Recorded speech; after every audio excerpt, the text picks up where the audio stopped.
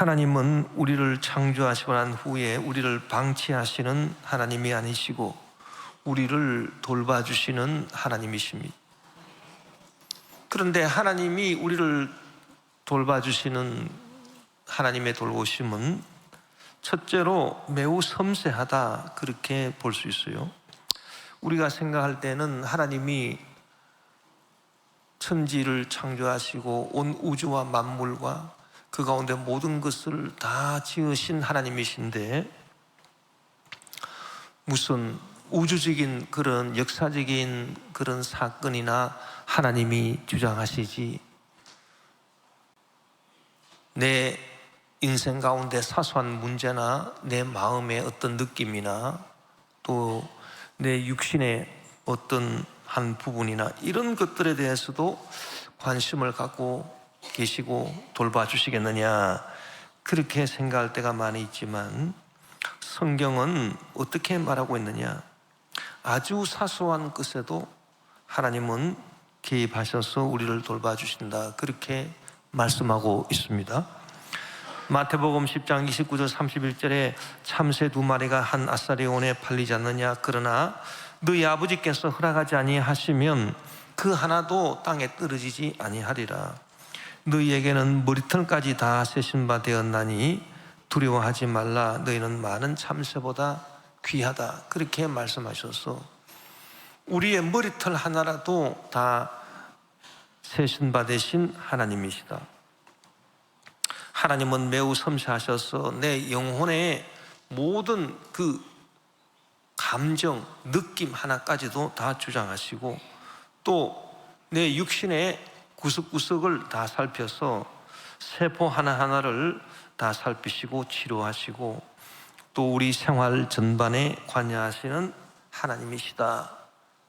그래서 하나님의 그 돌봐주심은 첫째로 매우 섬세하시다. 그리고 또 두 번째로 이 섬세하시게 돌봐주시는 이 하나님이 어제나 오늘이나 영원토록 변함없이 성실하게 그렇게 우리를 돌봐주신다, 그렇게 또 성경이 말하고 있습니다. 예레미야 예언자는 하나님의 성실성에 대해서 말하고 있어요. 예레미야가 3장 22절 23절에 야훼의 인자와 긍휼이 무궁하심으로 우리가 진멸되지 아니함이니이다. 이것들이 아침마다 새로우니 주의 성실하심이 크시도소이다. 그래서 하나님은 섬세하게 그리고 성실하게 우리를 늘 이렇게 돌봐주시는 그런 하나님이심을 믿게 되시기를 주 이름으로 축원합니다. 하나님께서 이처럼 우리를 섬세하고 또 성실하게 돌봐주실 수 있는 까닭이 뭐냐? 그것은 하나님이 우리를 사랑하시기 때문이에요.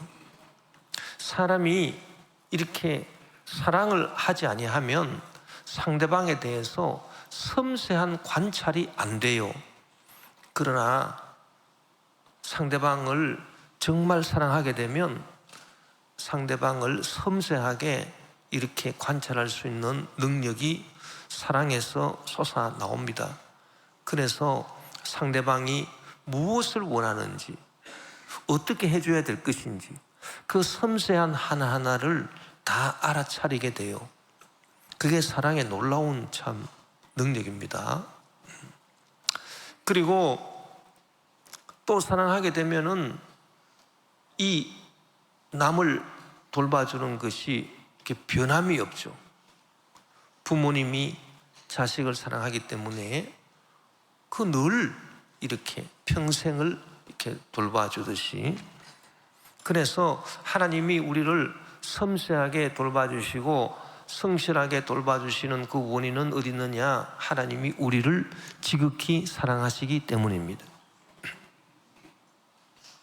그래서 성경이 뭐라고 말하냐면 우리가 하나님을 사랑하는 것이 아니라 하나님이 우리를 사랑하셔서 우리를 돌봐주신, 섬세하고 성실하게 이렇게 돌봐주시는데, 그래서 하나님이 우리를 섬겨주시는, 사랑은 또 남을 섬기는 거예요. 섬김을 받고자 하는 게 아니라 그래서 우리 기독교는 하나님이 사람을 섬긴 종교입니다. 사람이 신을 섬긴 게 아니라 하나님이 사람을 섬긴 종교가 바로 우리 기독교다. 그래서 하나님의 아들 예수 그리스도가 우리 죄인을 섬기기 위해서 이 땅에 인간의 몸을 입으시고 이 땅에 오셔서 우리 죄와 허물을 다 십자가에 짊어지시고 청산하시고 또 우리를 섬겨주시기 위해서 예수님이 채찍에 맞으심으로 우리의 병을 고쳐주시고 또 우리의 저주의 모든 문제를 다 예수님 가시멜로관 쓰시고 나무에 달리심으로 다 해결해 주셨다. 그래서 하나님이 사람을 섬기신 그런 종교, 이 종교는 기독교밖에 없어요. 다른 모든 종교는 다 사람이 신을 섬기고 신을 위해서 뭐 제사도 드리고 자기 희생도 하고 그런 거지, 신이 사람을 위해서 희생한 그런 종교는 우리 기독교밖에 없고, 따라서 우리 기독교의 진리가 참 위대한 진리인 것입니다. 하나님께서 우리를 이렇게 섬세하게 또 성실하게 섬기시고 우리를 돌봐주시고 사랑으로 그렇게 하시기 때문에 오늘 다윗은 오늘 본문 시편 한 구절로 하나님을 찬송하고 있습니다. 오늘 본문 시편 68편 19절에 날마다라고 하는 것은 성실하다는 것이 들어가 있어요. 우리 짐을 지시는 주, 우리를 섬세하게 우리의 짐 하나하나를 매일 같이 그렇게 대신 우리를 섬겨주셔서 짊어지시는 주님이다. 곧 우리의 구원이신 하나님을 찬송할지라, 그렇게 말했습니다. 제가 오늘 여러분과 함께 나누고 싶은 것은 하나님이 이처럼 우리를 섬겨주시기 때문에 우리가 모든 것을 다 주님께 믿음으로 맡긴다. 그리고 영혼이 잘 되고 범사에 잘 되며 강건하고 생미롭되 풍성히 얻는 삶을 살아간다. 이 말씀을 드림과 동시에 무엇을 여러분과 나누고 싶으냐 하면, 하나님이 이처럼 우리를 돌보시려고 할 때에 우리 마음에 느끼는 어떤 전조정상이 있을 거다. 그래서 그 전조정상을 우리가 잘 포착을 해야 되고 그 전조정상이 우리 마음속에 먼저 일어나야 된다. 그것을 말씀드리고 싶은 것입니다.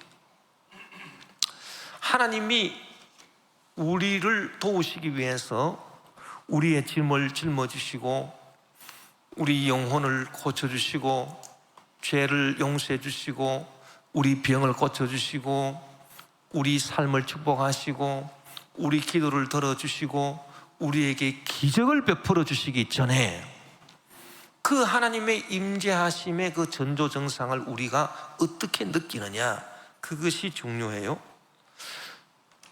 우리를 죄악으로 유혹하고 우리의 그 죄를 통해서 우리를 도둑질하고 죽이고 멸망시키려고 하는 마귀 역사도 그 마귀가 역사할 때에 먼저 나타나는 전조정상이 있습니다. 그게 뭘까요? 그게 뭔가 모르게 설명할 수 없는 마음의 어지러움과 복잡함이라는 거예요.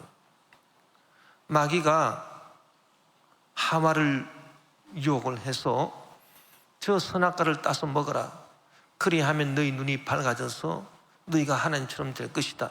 그래서 마귀가 하와를 죄로 유혹하고 도둑질하고 죽이고 멸망시키려고 할 때에 그 마귀의 그 말을 딱 듣고 전조정상이 이 하와의 마음속에서 일어났습니다. 어떤 전조정상이라고 생각합니까? 선악과를 따서 먹기 전이지만은 이 전조정상이 생겨났는데 그것이 까닭 모를 마음의 복잡함이에요. 뭔가 어지러운 거예요. 그래서 정말 저 선악과를 따서 먹어야 될까 말아야 될까? 하나님은 먹지 말라고 하셨는데, 그래서 이렇게 고민하고 저렇게 생각하고 좌우지간 뭔가 설명할 수는 없지만은 구체적으로 마음이 되게 복잡하더라, 어지럽더라. 그게 하와의 마음에 나타난 마귀 역사의 전조 증상이다, 그 얘기예요. 여러분 마음이 까닭없이 그냥 불안하고 까닭없이 복잡하고 어지럽습니까? 그럴 때가 있지요. 뭐 이유가 없는데 요새 내 마음이 이렇게 싱숭생숭하냐, 뭐 그럴 때가 있어요. 그럴 때는 여러분 이 마귀 역사가 나에게 이 말 전조 증상이 아닌가, 나한테 문제도 갖다 주고 병도 갖다 주고 그를 전조 증상 아닌가, 또 죄짓게 하고 타락시키고 그를 전조 증상이 아닌가, 그렇게 우리가 영적으로 예민하게 파악을 해야 됩니다. 그래서 그럴 때는 만사를 제쳐놓고 주님 앞에 나와서 기도해야 돼요. 교회에 나와서 예배드리고 기도하고 그렇게 해야지, 그 전조 증상을 놓쳐버리고 그냥 멍하게 있다가는 그대로 마귀한테 당해버리고 만다, 그 말입니다. 그게 신앙생활이에요. 그래서 이 전조 증상을 잘 보고 이렇게 신앙생활을 해야 됩니다. 하나님께서 우리 마음속에 역사하시고 우리 몸속에 역사하시고 우리 생활 속에 역사하시고 우리 기도 들어주시고 기적을 베풀어 주시려고 할 때도 전조 증상이 있다는 거예요. 그 전조 증상이 뭐냐? 그것이 두 가지로 옵니다. 첫째는 앞에서부터 와요. 미래와 희망이 주어져요, 내 마음속에. 마귀가 역사할 때 전조 증상은요, 미래가 없어요. 희망이 없어요. 내가 현재에 묶여 있어요. 그래서 현재 이 답답한 이 삶 가운데 묶여가지고 그 현재로 인해서 고민하게 되고 그게 묶여 있는 거예요. 그게 전조 증상이에요. 그럼 뭔가 답답한 출구가 없는 거죠. 그런 느낌을 받아요. 그게 마귀 역사의 전조 증상이에요. 그러나 하나님이 역사하실 때는 현재 내가 어떤 어려움이 있다 하더라도 현재 묶이지 않아요. 현재 묶이지 않고 뭔가 미래가 있고 희망이 있다. 미래와 희망이 앞에서 나에게 다가온다. 그래서 내 앞에서 주어지는 게 있다. 미래와 희망이 있다. 예레미야 29장 11절에 야훼의 말씀이니라, 너희를 향한 나의 생각을 내가 하나니 평안이요 재앙이 아니니라, 너희에게 미래와 희망을 주는 것이다. 예레미야가 이 하나님 말씀을 받았을 때 그때 남쪽 유다 이스라엘의 상황이 어떠했느냐? 지금 바벨론이 남유다를 침공하기 직전입니다. 그래서 남유다를 멸망시키고 예루살렘 성전을 다 불태우고 파괴하고 많은 유대의 사람들을 그냥 포로로 잡아서 바벨론으로 끌고 가기 직전이에요. 그게 바로 현재 상황이에요. 그러나 예레미야가 하나님께 기도할 때 하나님께서 그 예레미야에게 주신 전조 증상, 하나님이 역사하셔서 이제 남쪽 유다를 구원하실 거다 라고 하는 70년 후에 이루어질, 바빌론으로 붙잡혀 갔다가 70년 후에 이루어질 그 미래와 희망을 하나님은 예레미야에게 주신 거예요. 그래서 너희를 향한 나의 생각을 내가 아는데 평안이요 재앙이 아니다. 너희에게 미래와 희망을 주는 것이다. 여러분, 하나님께서 역사하시고자 할 때 우리의 시간을 현재에 묶어두지 않습니다. 현재 어려운 삶에 매이지 않고 미래와 희망을 하나님이 우리에게 주신 줄 믿습니다. 그래서 앞에서 오는 뭔가 느낌이 있다. 그게 미래와 희망이에요. 그리고 마귀가 역사할 때 전조 증상은요, 내가 내 자신 속에 갇혀버리고 말아요. 내가 나 자신을 초월하지를 못합니다. 이것을 내재라고 합니다. 내재. 내가 내 자신 속에 그냥 갇혀버려서 그냥 집안에 꼭 틀어박혀서 바깥 출입 안 하는 그런 사람들처럼 자기 속에 갇혀버리고 말아요. 그런 증상이 느껴집니다. 그래서 마귀가 역사하기 전에 전조증상은 뭔가 모르게 답답하다, 마음이 어지럽고 복잡하고 출구가 없는, 그러나 하나님이 역사하실 때는 내가 내 속에 갇히는 것이 아니라 위에서 내려오는 게 있어요. 할렐루야. 하나님이 위에서 나에게 내려주시는 계시가 임하고 평화가 임할 줄 믿습니다. 그래서 평화 평화로다 하늘 위에서 내려오네 그 사랑의 물결이 영원토록 내 영혼을 덮으소서.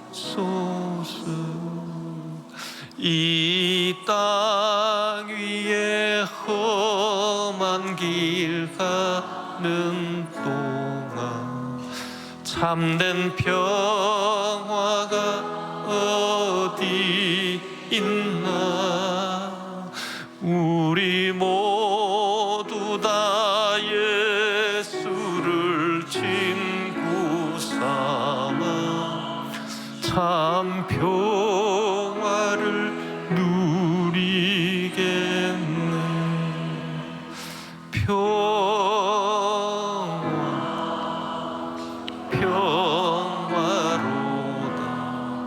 하늘 위에서 내려오네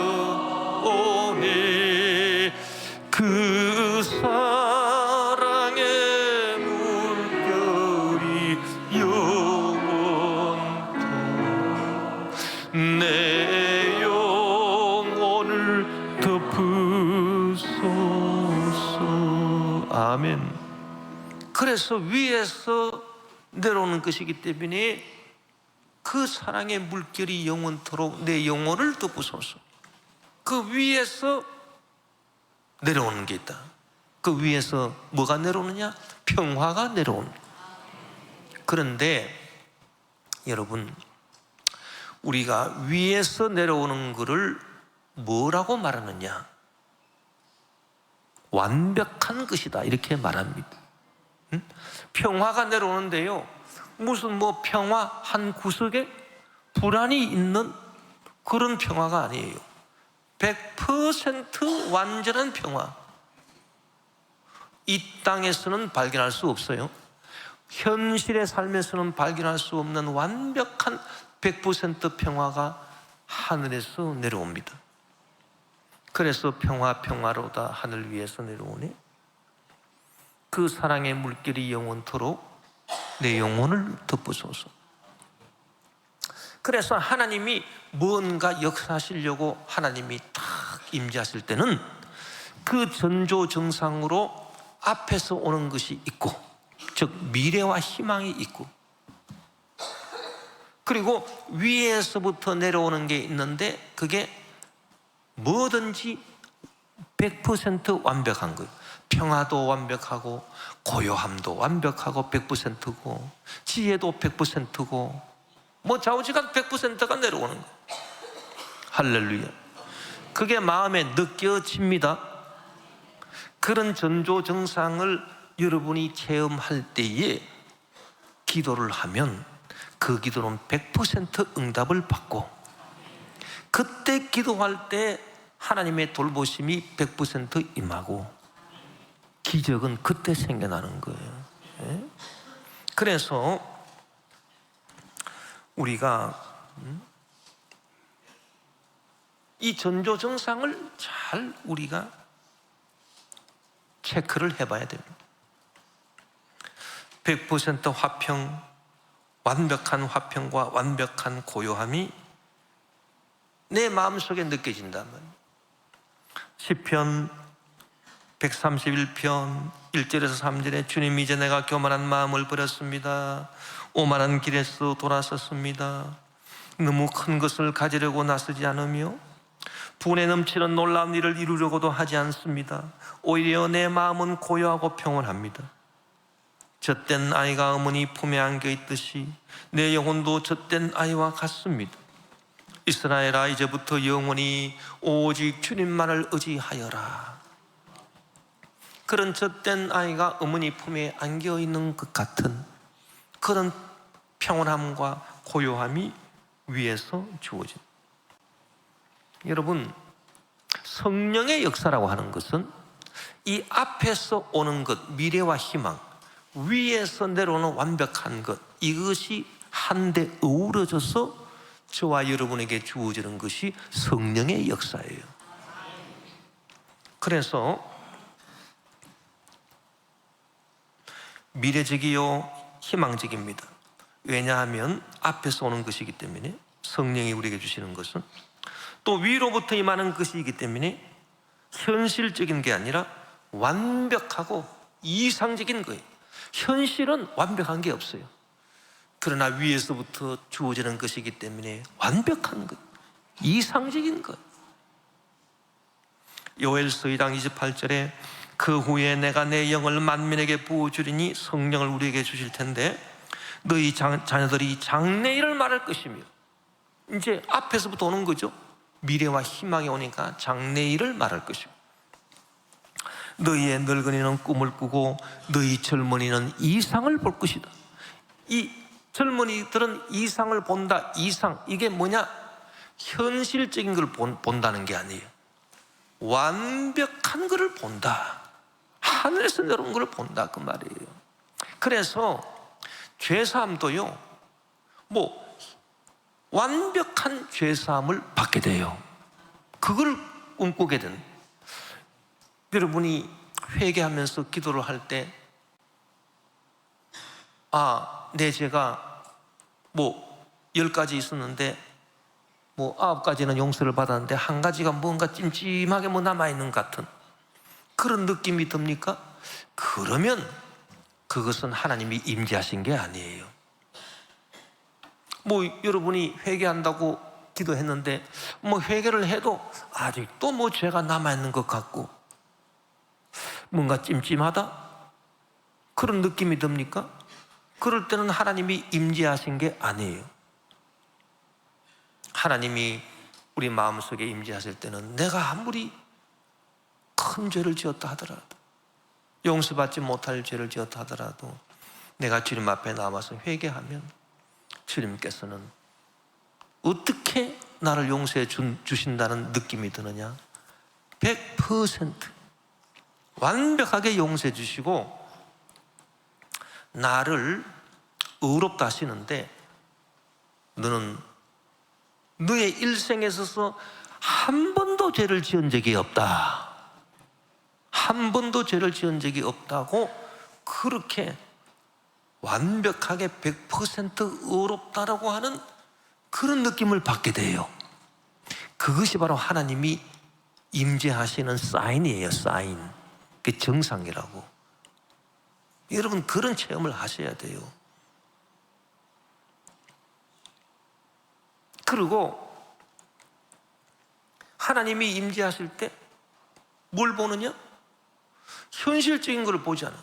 이상을 봐. 이상을. 이상이라고 하는 거는 이건 완벽한 거예요. 아주 아이디얼한 거예요. 이건 정말 100% 순수한 거예요. 그래서 주님, 내 몸이 병들었는데 예수님 제적에 맞으심으로 내가 고침을 받았다 했는데 주님, 저의 죄를 용서해 주시고 제 병을 고쳐 주시옵소서. 이렇게 기도할 때도 하나님이 임재하시는 사인이 뭐냐? 전조 증상이 뭐냐면은 하나님이 내 병을 완벽하게 고쳐주신, 하나님께서 내 병을 고쳐주시는데 죽지 않고 그냥 살아있을 정도만 고쳐주셔도 감지덕지하겠나이다, 그런 게 아니에요. 그냥 밥 먹고 살 수 있도록 그렇게 고쳐주시면 좋겠습니다. 그런 게 아니고요. 하나님이 내 병을 완벽하게 고쳐버려 주신다.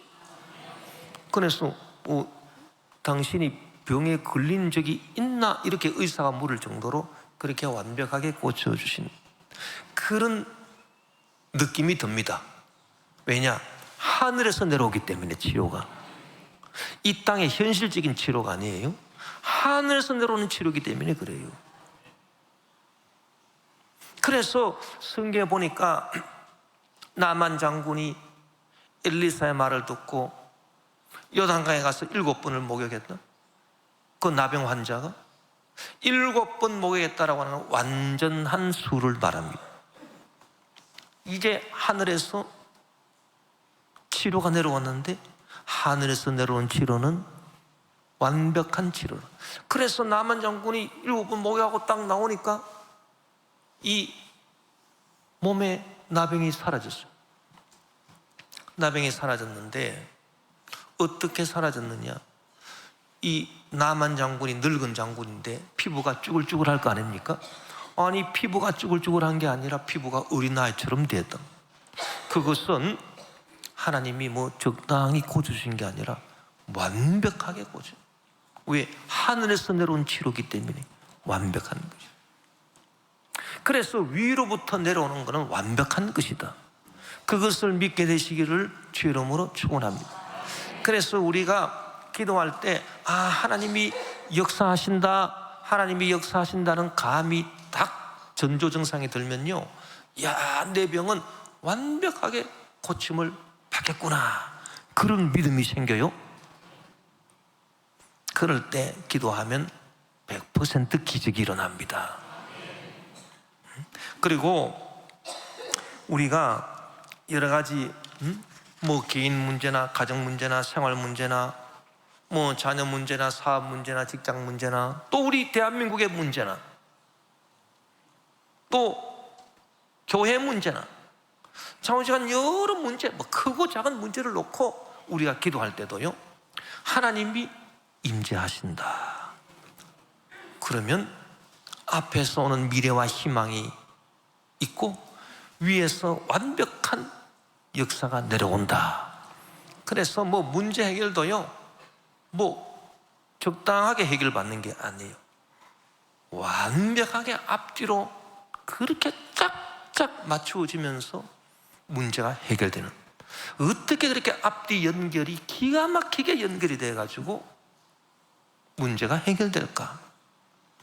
정말 놀랍게 100% 완벽한 문제가 해결되는 기적의 역사가 나타날 줄 믿습니다. 그런 것을 우리가 처음 해야 돼. 그게 하나님의 돌보심이에요. 그래서 우리가 그 전조증상을 잘 이렇게 살펴야 돼요. 여러분 그런 체험을 해보신 적이 있나요? 그게 신앙생활이, 이 신앙생활을 참 잘한다는 게 뭐냐? 그런 체험을 해봐야 돼요. 응? 그런 기도응답 체험을 해봐야 돼요. 저도요 참 그런 체험을 해봤습니다. 제가 몇 번 간증을 들었지만은 프랑스 유학 가서 녹내장이 생겨가지고 내가 2년을 참 치료를 받고, 저희 아버님이 녹내장 때문에 연세가 80대부터 94살 돌아갔을 때까지 14년 동안 앞을 못 보셨단 말이에요. 이 녹내장은 가족력이 있기 때문에 저도 상당히 이렇게 고민하고 했는데 딱 걸려버렸어요.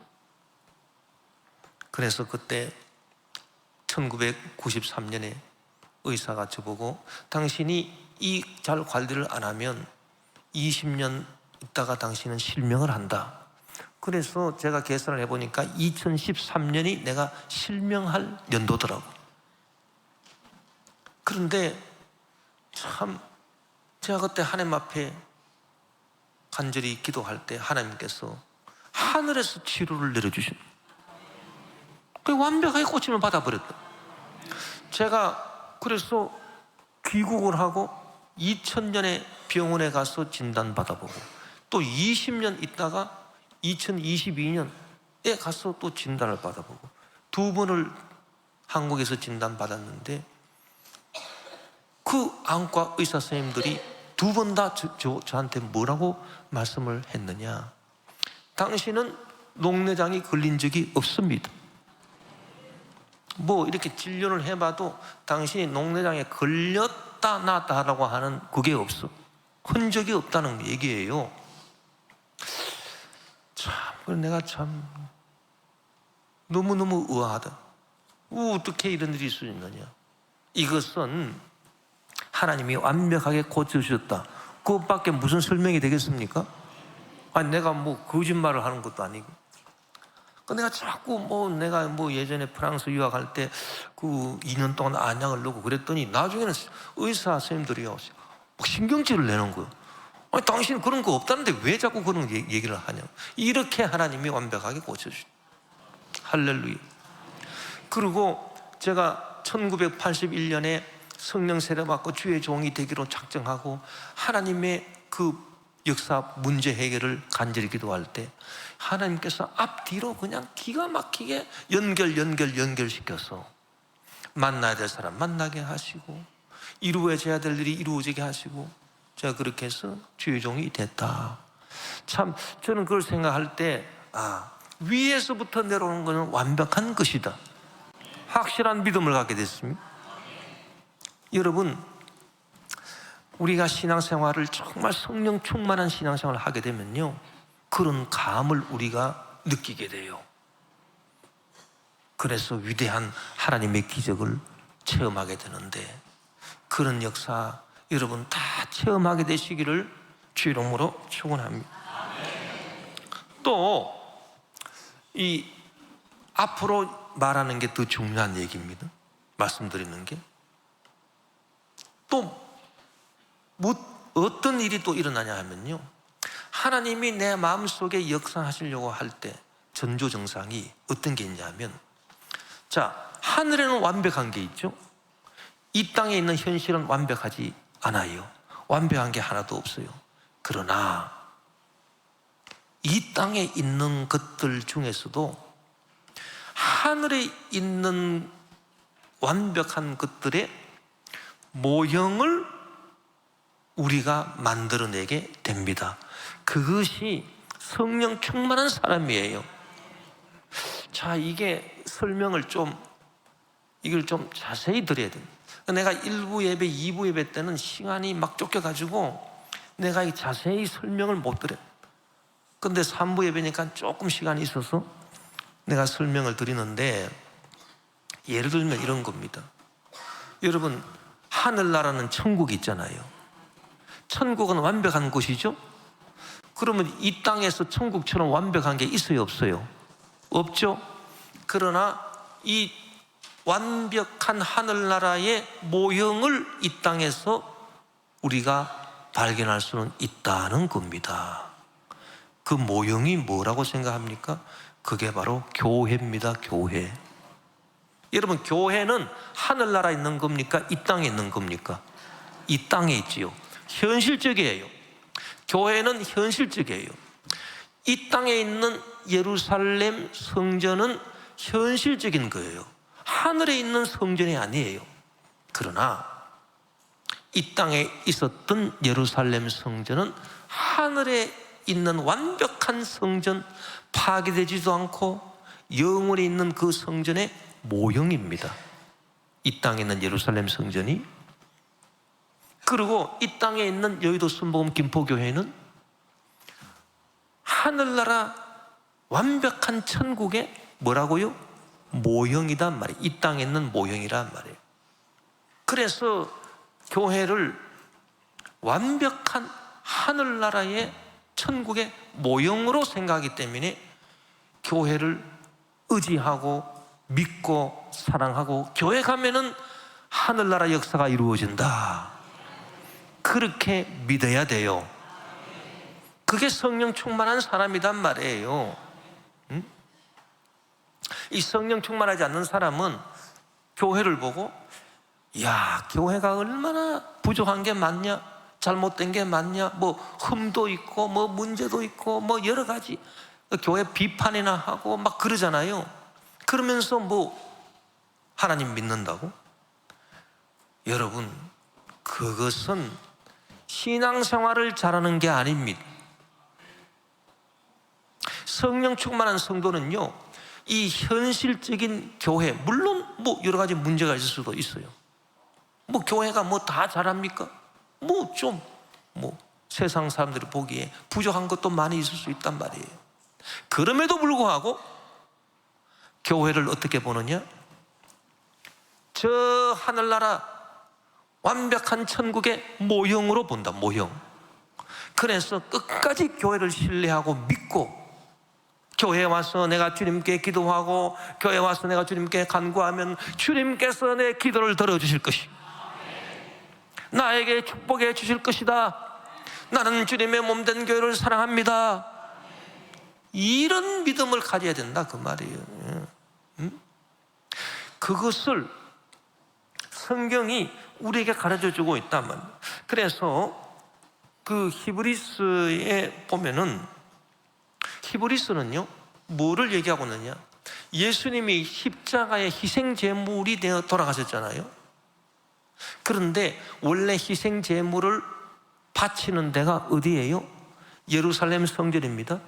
이 땅에 있었던 현실적인 예루살렘 성전이에요. 이 현실적인 예루살렘 성전은 완벽한 하늘나라 성전이 아니에요. 왜?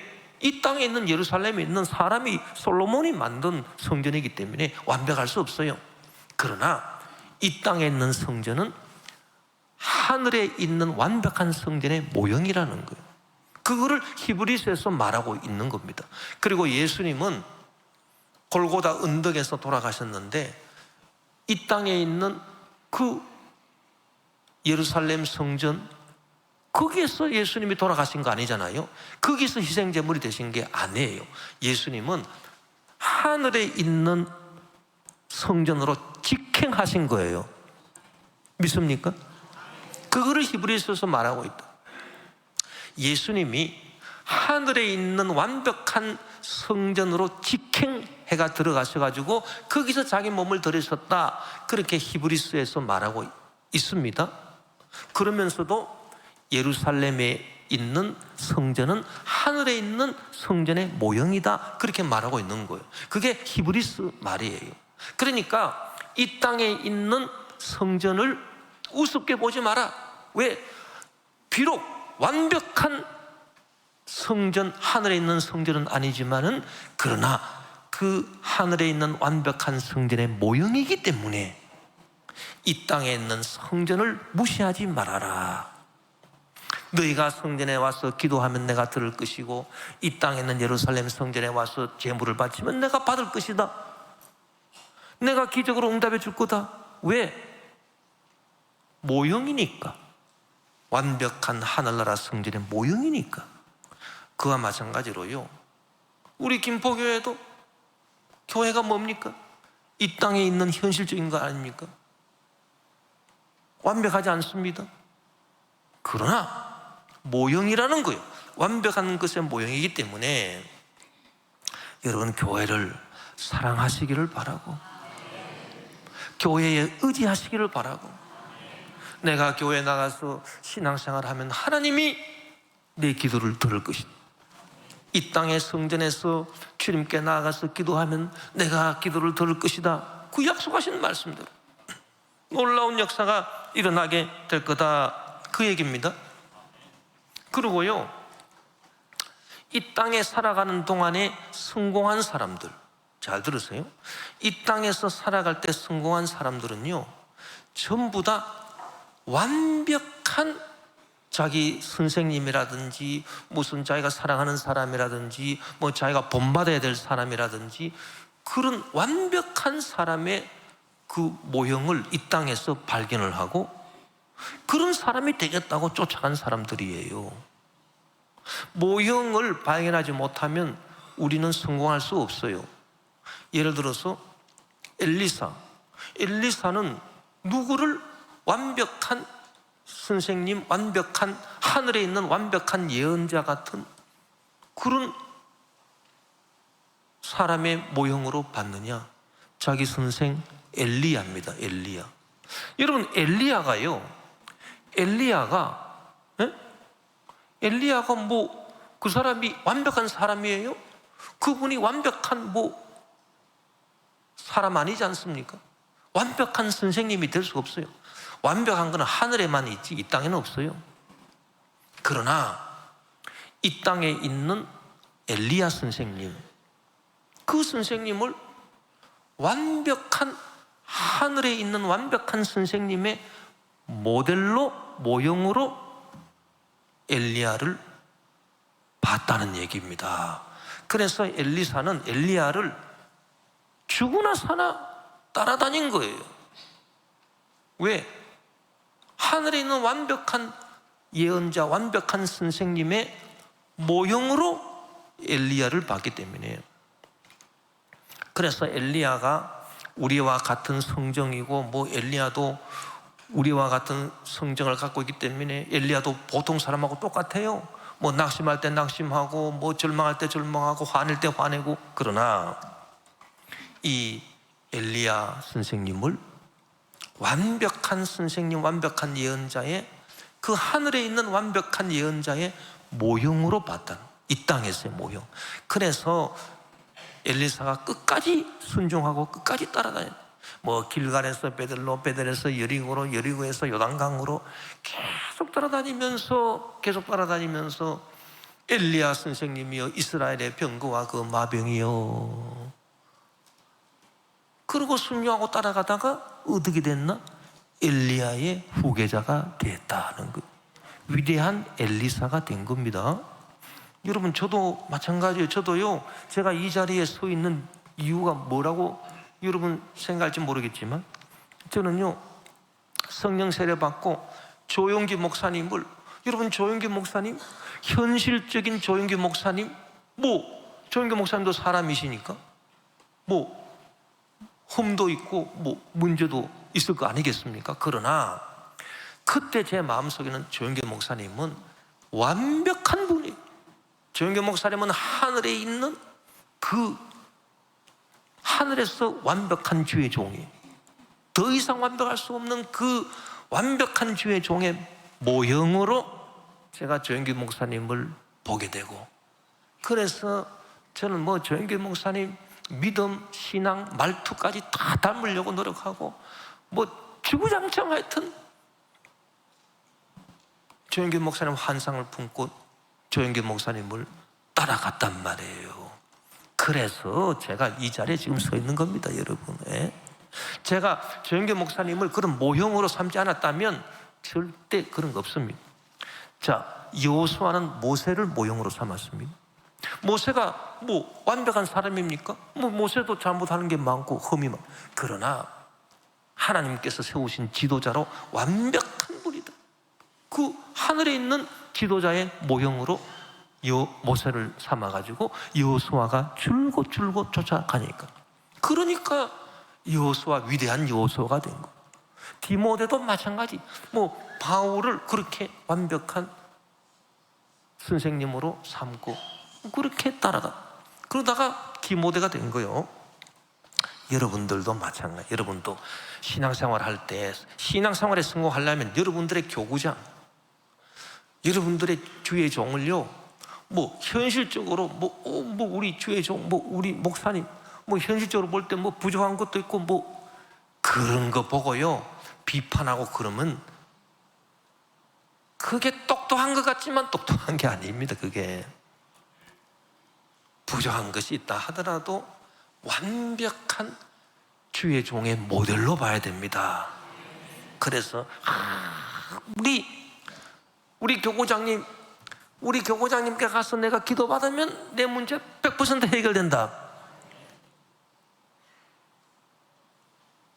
우리 주의 종에 내가 축복을 받으면 내가 100% 복을 받을 거다. 그런 믿음이 있어야 된단 말이에요. 주의 종을 비판이나 하고 뒤에서 이러쿵 저러쿵, 그런 분들은 하나님의 기적을 체험하지 못합니다. 그 왜 그러냐?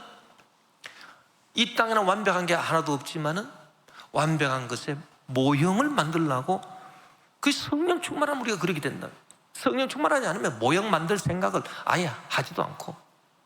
여러분, 사업적으로 성공하는 사람들도요, 뭐 처음부터 자기가 잘나서 성공한 사람 하나도 없습니다. 다 모델이 있습니다. 아, 나는 정주영 씨 같은 사람이 될 거야. 그래, 그 사람의 내가 그 모든 것을 배워야 될 것. 그래서 막 제2의 뭐 정주영이 되겠다. 뭐 제2의 뭐 아무개가 되겠다. 뭐 이런 겁니다. 그런 사람들이 다 사업적으로도 성공하고요.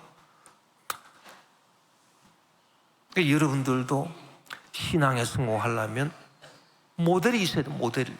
나는 누구처럼 되겠어. 그런 게 있습니까? 나 그런 거 없습니다. 아직 멀었습니다, 여러분. 그래서 그 모델을 발견을 해가지고 지구장창 쫓아다녀요. 여러분, 위대한 그 작품을 만드는 것도 마찬가지. 그 단테가요, 신곡이라고 하는 위대한 작품을 만들었죠. 그런데 그 신곡이라고 하는 위대한 작품을 만든 영감을 준 여자가 누구냐? 베아트리체로. 그 베아트리체, 단테가 9살 때 베아트리체를 봤어요. 일생에서 딱 2번 봤대요. 그런데 그 현실의 베아트리체는 뭐 완벽하겠습니까? 뭐 흠도 있고 점도 있고 성질도 개팍하고 그러겠죠. 그 베아트리체를 자기가 보고 사모를 했는데, 그 베아트리체는 딴 데 시집을 가가지고 24살에 죽었어요. 그러나 이 단테의 마음속에 그 베아트리체를 어떻게 봤느냐? 자기가 사랑하고 사모하고 평생을 빠져서 사모해야 될 여인의 이상형으로 만들어가지고 하늘에 있는 완벽한 그 아름다운 여인의 모형으로 봤다는 거예요, 베아트리체를. 그래서 거기에서 영감을 얻어가지고요, 위대한 신곡이라고 하는 작품을 썼다는 것이고, 베토벤 같은 경우도 마찬가지입니다. 베토벤이 연애하고 사랑했던 여인들이 많이 있습니다. 한 번도 성공하지를 못했습니다. 그러나 베토벤은요, 그런 여인들을 현실의 여인으로 그냥 본 게 아니에요.